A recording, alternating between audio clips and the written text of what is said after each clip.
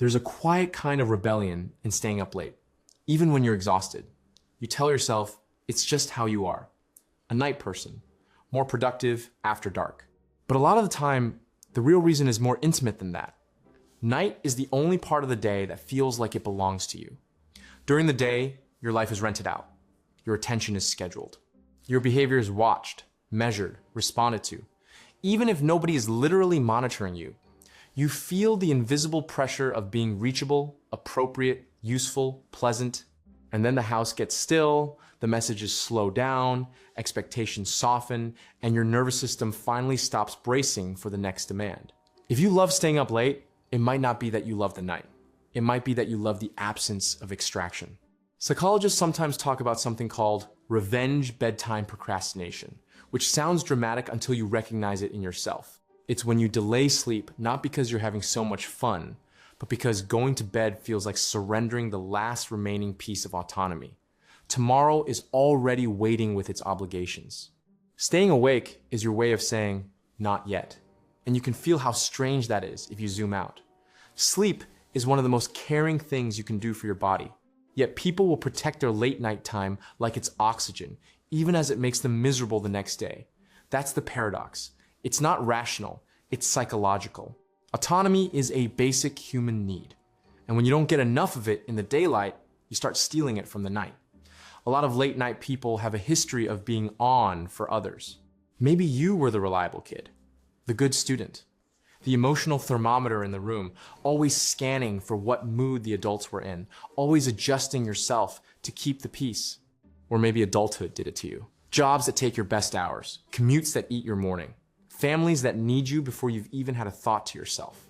When your day belongs to other people, the night starts to feel like the only place where yourself can unfold without interruption. There's also something about nighttime that changes social reality. In the day, you're surrounded by signals of comparison, other people being productive, people posting their achievements, the sense that you should be optimizing yourself, turning every hour into evidence that you deserve your place in the world. At night, that pressure weakens.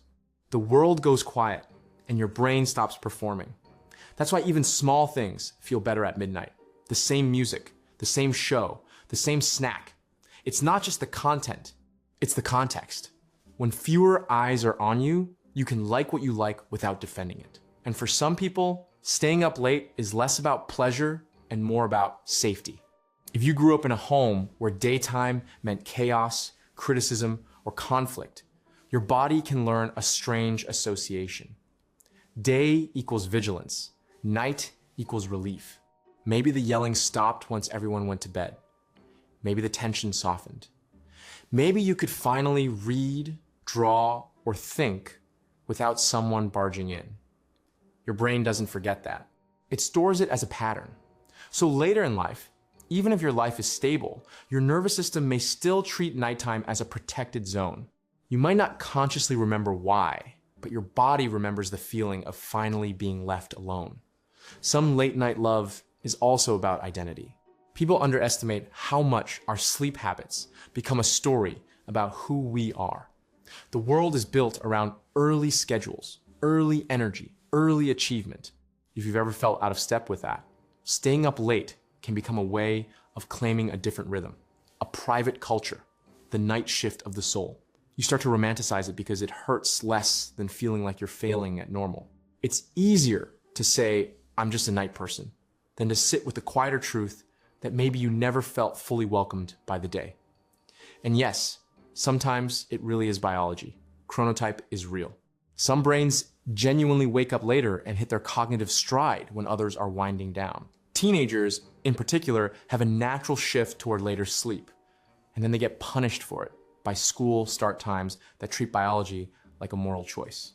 If you spent years being called lazy for something that was partly wired into you, you might develop a complicated relationship with sleep. You stop trusting your own body.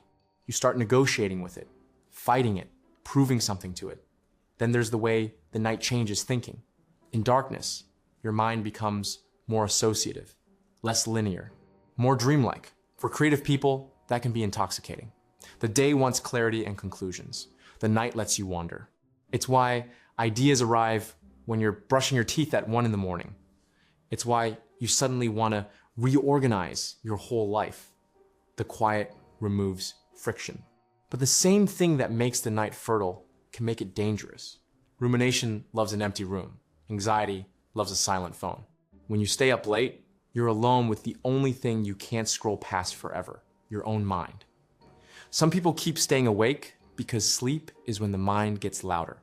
The moment you stop distracting yourself, the unfinished feelings show up, the awkward conversation, the shame you swore didn't matter, the fear that you're behind. The night becomes a courtroom, and you become both judge and defendant. In that case, staying up late isn't freedom, it's avoidance with softer lighting. Notice the difference in your body. There's a kind of late night that feels clean. You're calm, you're choosing. You finish something that matters to you. You go to bed feeling quietly satisfied. And there's a kind of late night that feels compulsive. You're not even enjoying what you're doing. You keep switching apps. You keep chasing something that never arrives. That's not a preference. That's a nervous system trying to regulate itself with stimulation. Modern life makes this worse because the night used to have a natural ending. Darkness, boredom, the limits of what you could do. Now the night is infinite.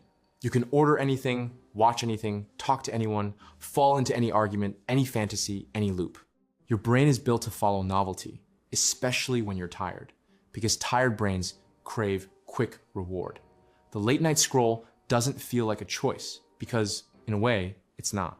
It's an environment designed to keep you slightly hungry. And then there's control. Sleep is a surrender. You close your eyes and accept that you can't manage the world for a while. For people who are used to being in control, or people who grew up in unpredictability, that surrender can feel like vulnerability. Staying up late becomes a compromise. If you can't control tomorrow, at least you can control when today ends. You get to decide the moment the lights go out. That little decision can feel like power. Even if it costs you. Some people stay up late because it's the only time they can be a real version of themselves. Not the employee self, not the partner self, not the child of someone's self. Just you in your own pace with nobody needing you to translate yourself into something palatable. And if that resonates, it's worth noticing what your late night is actually protecting. Is it protecting your creativity, your peace, your solitude? Or is it protecting you from a life that feels too crowded, too demanding, too shaped around other people's needs? Because if the night is the only place you feel free, the problem might not be your sleep schedule. The problem might be that your days don't contain enough of you. The most overlooked truth about people who love staying up late is that they're often not chasing darkness. They're chasing ownership. A few uninterrupted hours where no one can take anything from them. And that makes the last light in the room feel sacred. Not because it's healthy, not because it's productive, because it's yours. And in a world that keeps asking for more, even a tired kind of freedom can feel like the only honest thing left.